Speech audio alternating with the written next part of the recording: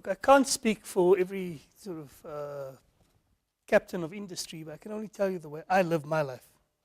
I seriously believe that in a society where people live in fear of their leaders, it's a society that's in decline.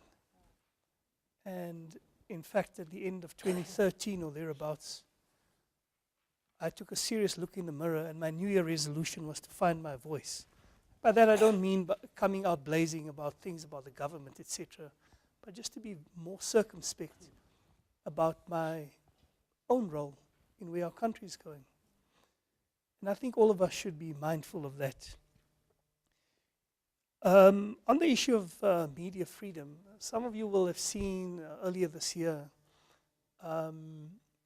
Eyewitness News published a cartoon on the website, which resulted in a very robust delegation from the Thule House marching on my office. And I went out to address the demonstrators. The editorial team apologized for the cartoon. And I went to speak to them.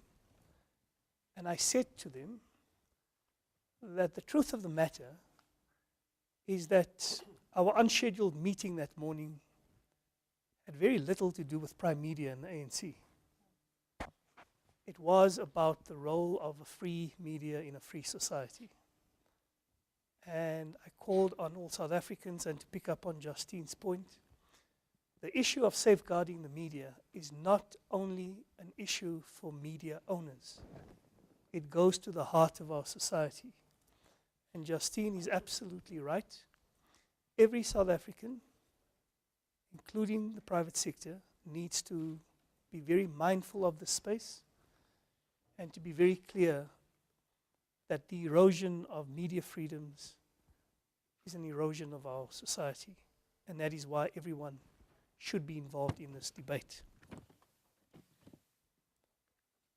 I want to pick up on one issue before I answer the question on economic transformation, and that's our integration into the rest of Africa. I had a conversation with an East African industrialist, a billionaire. I had tea with him a few months ago. And this is to your point of our militaristic approach. He said to me, the thing about you South Africans, it's easier for me to send a container of goods to your country than for me to personally come. And when I arrive, everyone wants to see my return ticket, and and by the way, this person I was talking to serves on the board of governors of one of the major business schools in the world. The second thing he said to me was, you all come into the rest of Africa to invest in our companies, and yet Africans, wealthy Africans, there's no conversation about whether we should invest in your companies in South Africa. Exactly. And it's true. How many major African investors are there in South African companies? It's a one-way, and that's part of the integration of South Africa into the rest of the continent. And then finally, there was a question on economic transformation. I'll just end with a little story. One of the companies I was involved with some time ago, we hosted a Black Supplier Summit, okay, as part of bringing small black business into the company. And we funded all the exhibitors and paid for the marketing material. And it was over 2 or 3 days. And I made a point of going to each and every stand. There were 140 or so, to talk to each exhibitor, just to find out how they're experiencing the company, what can we do, etc. And there was a resounding message from all of them.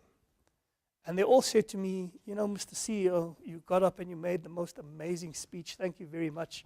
It actually means nothing.